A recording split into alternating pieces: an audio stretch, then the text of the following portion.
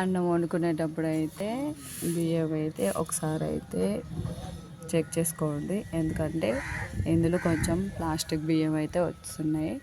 ఇప్పుడు మేము చెక్ చేసి మీకు చూపిస్తాను.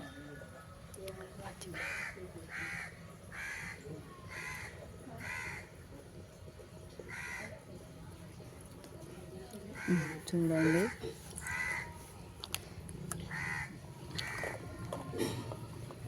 ఇవైతే ప్లాస్టిక్ బియ్యం. చూడండి పైన అయితే ఎలా తేలుతున్నాయో.